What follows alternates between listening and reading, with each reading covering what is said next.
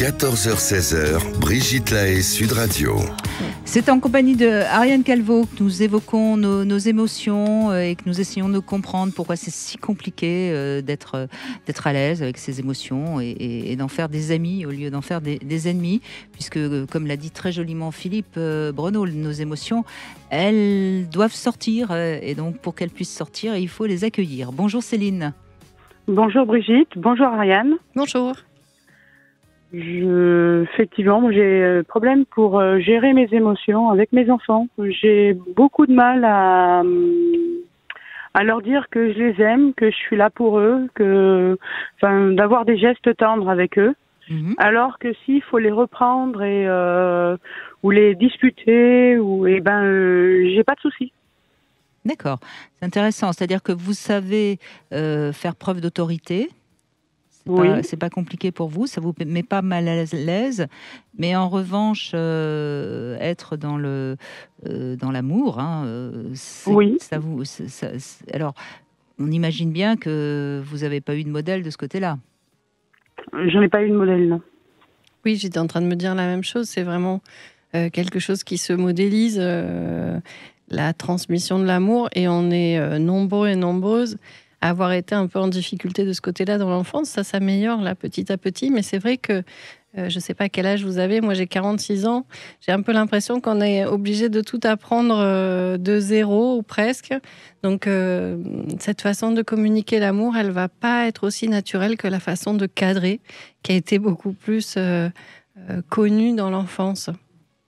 Oui, de là sort je me sens coupable, Vous en voulez de pas réussir Est-ce que vous sentez coupable de pas réussir à leur montrer l'amour et de pas manifester votre amour, c'est ça? Oui. J'ai l'impression qu'ils m'éloignent, qu'ils en ont besoin en fait, comme tout enfant. Enfin, tout enfant, ils sont un peu plus grands maintenant, mais oui, et je vois les choses se répercuter en fait. Alors, est-ce que c'est difficile dans les gestes aussi, ou uniquement dans les gestes? C'est-à-dire que vous avez du mal à les accueillir quand ils ont envie, par exemple, d'un câlin? Je ne sais pas faire du tout ça. Mais si je peux me permettre, ça sent quand même beaucoup la blessure de rejet. Est-ce que ça vous parle? Parce que la blessure de rejet, elle passe beaucoup effectivement par l'interdiction ou l'autorisation d'être touché dans son corps. Et donc, de toucher soi-même aussi. Est-ce que vous avez l'impression que vous avez pu ressentir du rejet enfant? Oui. Oui, alors là, ça va passer du coup pour vous par un travail d'acceptation de soi. Ce qu'on ne vous a pas donné, c'est à vous de me le donner là. Oui. La question que j'allais vous poser, Céline. Et vous, est-ce que vous êtes capable de vous donner de l'amour? Exactement. Ah, pas du tout. Il va falloir commencer par vous. Hein. C'est en vous réparant vous-même que vous allez pouvoir réparer ce courant d'amour qui a du mal à passer entre vos enfants et vous-même. Ce que vous pouvez déjà, je ne sais pas, ils ont quel âge vos enfants aujourd'hui? Le plus vieux a 26 ans et le plus jeune a 12 ans. 12 ans.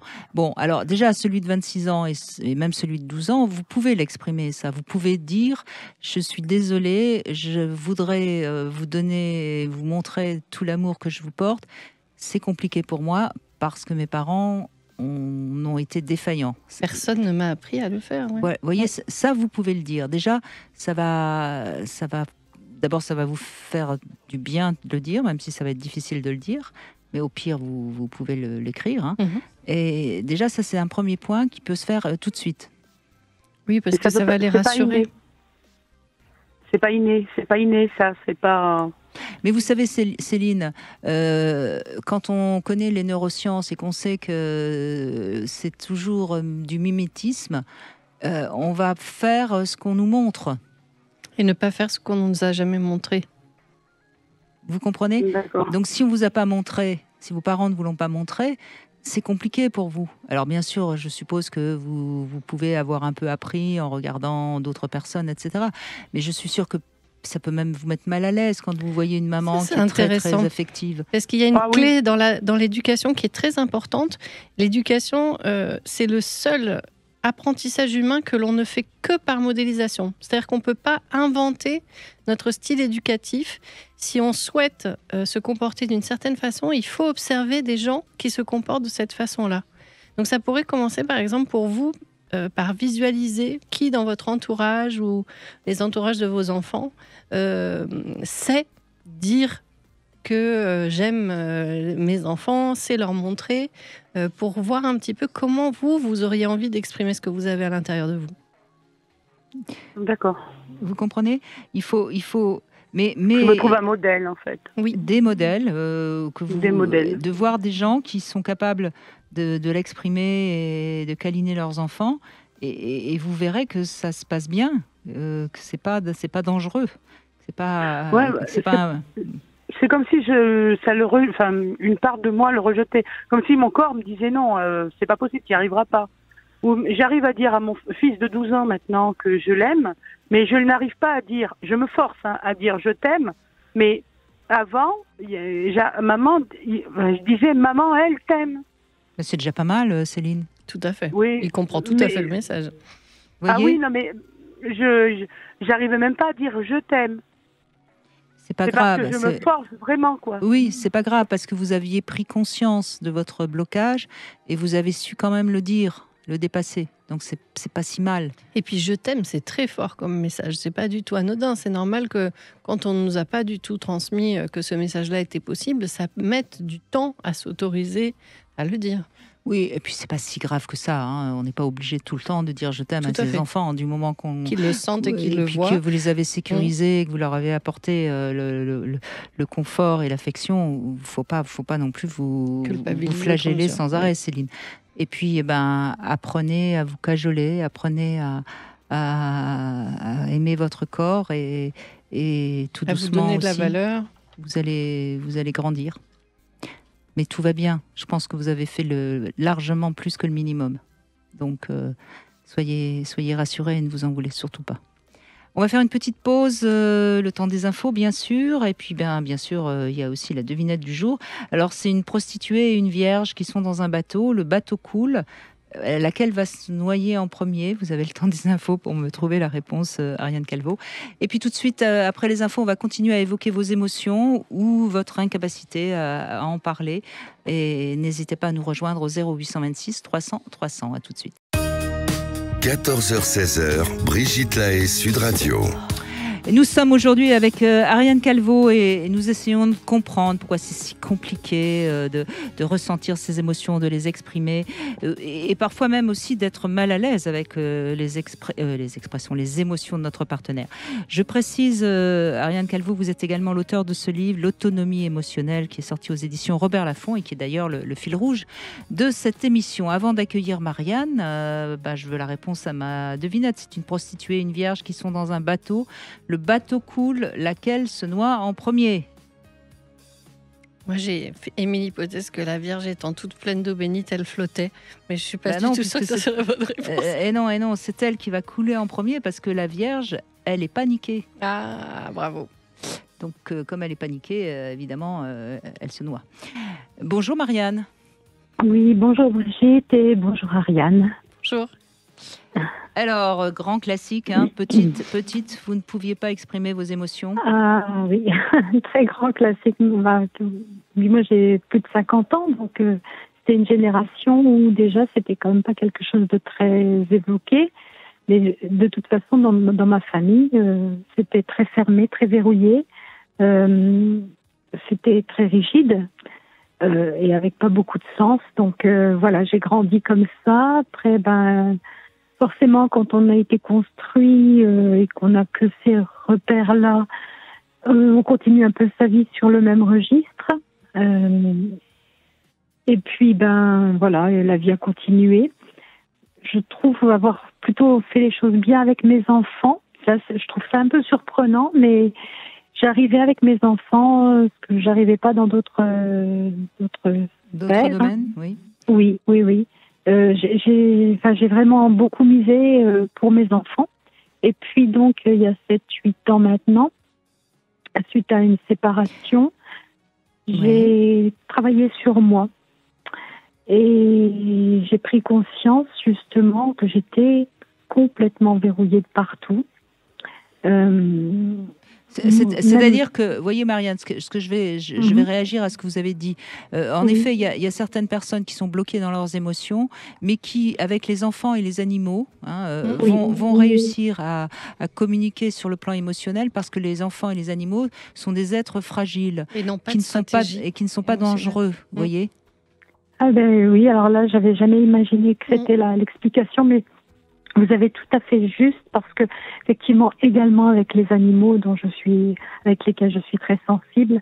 Donc effectivement, j'aurais pu dire la même chose à l'égard. Et j'irais jusqu'à dire, et c'est pas le cas de toutes les personnes qui vont travailler, par exemple dans des EHPAD ou en soins palliatifs, c'est souvent aussi des personnes qui peuvent travailler avec ce genre de personnes, parce que ce sont des personnes fragiles qui ne sont donc pas dangereuses par rapport. Et ça, c'est quelque chose qu'on n'entend pas souvent, mais qui est quand même important à comprendre. C'est très juste ce que vous dites, et je voyais que très sincèrement, j'en avais jamais pu avoir les mots comme vous venez de les dire, et c'est vraiment très, très juste. En tout cas, ça me parle énormément. Mais c'est bien, parce que le fait d'avoir pu être dans cette relation émotionnelle avec des enfants et des animaux, ça vous a forcément fait du bien, et ça vous a forcément aidé aussi dans votre capacité à ressentir vos émotions. Donc c'est plutôt bon signe. Et puis au moment de travailler sur soi, j'imagine que c'est apparu comme une urgence absolue, puisque vous saviez que vous en aviez besoin et que vous saviez le faire avec certaines personnes. Oui, c'est vrai, oui. C'était vital, et c'est vrai que j'ai pu entreprendre différentes thérapies qui m'ont reconnecté avec mon corps. Je trouve que les émotions, j'ai beaucoup découvert mes émotions grâce à des choses qui se passaient dans mon corps. Oui. Quoi, par exemple? Donnez-nous un exemple. Alors, par exemple, pendant très très longtemps, j'ai toujours retourné la colère contre moi. J'ai jamais été en colère contre qui que ce soit. Enfin, je l'ai jamais manifesté. C'est dangereux d'être en colère contre quelqu'un, Marianne. Attention. C'est ça. Voilà. Je comprends le message. C'est tout à fait ça. En fait, vous ressentiez la colère, mais vous pouviez pas l'exprimer. Du tout. Alors, du tout. Et à un moment donné, alors que j'avais fait déjà tout un travail sur plein de domaines en moi, je suis allée voir mon hypnothérapeute avec qui j'ai beaucoup travaillé, et je lui ai exprimé ce que je ressentais physiquement, et je sentais que c'était bouillonnant, que c'était une colère, c'était très très localisé. Et je ressentais que j'avais besoin d'extraire cette colère-là. Et bon, c'est vrai que j'ai fait une séance d'hypnothérapie, et ça m'a fait énormément de bien. Mais c'est le corps qui m'a parlé, en fait. Ça brûlait de l'intérieur parce que ça ne sortait pas. Oui. Et je m'en voulais aussi, parce que je me disais, j'avais tellement bien avancé. Je voyais même pas pourquoi j'éprouvais de la colère maintenant, alors que les choses avaient bien évolué. Et justement, parce que ça avait évolué, vous pouviez enfin vous permettre d'aller chercher cette dernière émotion que vous ne pouviez pas exprimer. Ah oui, d'accord. Okay, ouais. Ah oui, c'est pas mal. Ouais. Alors, je dis pas que c'est la dernière qui bloque, mais c'est vrai que j'ai toujours trouvé des stratégies. Par exemple, il y a des moments où j'ai besoin d'éprouver de la tristesse. Ça peut paraître bizarre ce que je vais dire, mais j'ai besoin de faire sortir de la tristesse. Mais bien sûr. Il y a des choses, il y a des choses qui me sont difficiles, des reliquats de certaines choses. Et je vais être franche, je vais regarder des choses tristes ou qui me bouleversent émotionnellement à la télé. Et c'est un choix que je fais pour pouvoir pleurer. En fait, ça ne m'étonne pas que ça ait marché avec cette hypnothérapeute, parce que l'hypnose entière est basée sur un système d'autorisation et d'interdiction de certaines choses au niveau cognitif, au niveau cognitivo-émotionnel même. Donc en fait, à partir du moment où on a pu vous autoriser à exprimer des émotions, vous autoriser à ressentir la colère, à l'identifier, à la dire et à la manifester, vous avez pu le faire. Et avec la tristesse, l'autorisation n'était pas tout à fait complète, donc vous utilisez, c'est intéressant, des biais stratégiques pour pouvoir enfin exprimer quelque chose. Oui, c'est vrai que grâce aux thérapies que j'ai entreprises, j'ai aussi fait de la sophrologie, j'ai fait plusieurs choses, et c'est vrai que c'est toujours avec des entrées différentes, mais avec des résultats toujours positifs. Mais par contre, si je puis me permettre, parce qu'on est un petit peu aussi dans le sujet de l'émission avec Brigitte, que j'écoute tout le temps en podcast au moins, ou en direct quand je peux. Ça vraiment toujours les conseils très intéressants. Mais voilà, du coup, je bloque. Là où je bloque encore dans mes émotions, Oui. c'est justement dans un rapport avec un potentiel compagnon. Enfin bon, voilà, je suis seule et c'est vrai que ça reste je pense que je m'auto-bloque justement au niveau des émotions. Je ne veux rien, je ne laisse rien transparaître. Je me faisais cette réflexion, j'ai tellement été habituée que pour moi, c'est pas difficile d'être comme ça. C'est-à-dire que quand vous rencontrez, imaginons que vous rencontrez un homme qui pourrait vous plaire un peu, Ouais. vous essayez d'être le plus indifférente possible. Voilà, le plus neutre. Oui, Et alors, tout à quel fait. est le danger qui proviendrait de la rencontre amoureuse? Puisque chez vous, c'est vraiment le danger qui vous empêche d'exprimer quelque chose. Ou le sentiment de danger, puisqu'il n'y a pas forcément de danger vraiment. Comme disait Oui. Philippe, ça peut être un danger symbolique. Oui. Alors j'avoue que je ne sais pas. Je constate. Bah oui, mais si là, vous voulez. n'êtes pas face à un enfant ou un animal, Marianne. Oui, il y a un risque. Oui, c'est vrai. Oui. Enfin, il y a un risque dans votre tête. Enfin, non. Oui, voilà. Oui, pardon. Oui, bien sûr. Vous voyez, Oui. c'est votre croyance qui bloque. Et donc, ça veut dire qu'il faut arriver à travailler sur cette croyance-là. Quelle est la peur qui s'active exactement quand je pourrais faire une rencontre amoureuse et tomber amoureuse ou que quelqu'un tombe amoureux de moi? Ou que D'ailleurs, on quelqu'un n'a pas toujours s'intéresse peur ou que d'aimer. quelqu'un s'intéresse à moi. Ouais, j'ai Parce peur qu'à mon d'être à nouveau dominée, quoi. D'être tellement ben voilà. vivre ce que j'ai vécu. Hein, ça. Ben, Et vous puis, l'avez j'ai du dit. mal à refaire confiance. Hein. Bien sûr. Mais entre-temps, il y a eu tout ce travail. Vous n'êtes pas du tout la même. Je sais. On ne pourrait sais. Et plus c'est vous dominer de la même façon, probablement. Vous avez compris plein de choses sur vous. Oui, vous avez tout à fait raison, mais malheureusement, c'est ma réalité. C'est-à-dire oui, bien je sûr, le fais intellectuellement. mais encore une fois, c'est une croyance. Donc, c'est une réalité qui n'est pas... c'est un ressenti de la réalité, ce n'est pas la réalité. Je ne dis pas qu'il n'y a pas des hommes qui pourraient vouloir vous dominer, hein, c'est pas ce que je veux dire. Mais il y a des tas d'hommes qui seraient ravis, peut-être, d'être avec vous, qui avaient beaucoup travaillé sur votre sensibilité, etc. Donc, moi, ce que je vous propose, Marianne, c'est demain, quand vous allez être face à un homme, vous allez voir ce que vous ressentez. Et au lieu de rester dans votre croyance que de toute façon, etc., vous allez essayer de voir ce que vous ressentez. Vous allez essayer de le regarder et voir ce que vous ressentez. Vous allez essayer de lui sourire et de voir ce que vous ressentez. Et vous allez... obligatoirement, il va se passer quelque chose parce que dès que vous allez manifester quelque chose, un sourire, un regard, vous allez forcément créer un lien, aussi minime soit-il. Oui. Et déjà, vous allez voir si ça vous envahit, si votre peur vous envahit, ou si finalement c'est pas si grave que ça. Juste observer ce qui se passe, oui, quand on se met en situation. Vous voyez ce que je veux dire? C'est-à-dire que vous allez essayer de vous observer chaque fois que vous parlez avec un homme, chaque fois que vous êtes face à un homme, chaque fois que et voir ce qui se passe en vous. Si vous vous rendez compte que vous êtes à nouveau envahi par la peur, c'est qu'il y a encore un travail à faire sur vous-même. Si vous vous rendez compte que finalement, c'est pas la peur, mais c'est plutôt un sentiment agréable d'être regardé comme une femme. Ou que cette peur n'est pas si insurmontable que vous le pensiez. Vous allez continuer à avancer dans ce sens-là. Vous voyez ? Et puis, ce qu'il va falloir simplement vous dire, et ça vous pouvez l'écrire de manière très concrète, quels seraient les signes qui laissent deviner que cet homme pourrait être dominant. Et ça, c'est quelque chose de très concret que vous pouvez faire, peut-être en allant voir sur des blogs ou en lisant des livres sur les personnes toxiques. Il y a des signes qui sont très clairs quand quelqu'un peut être dominant.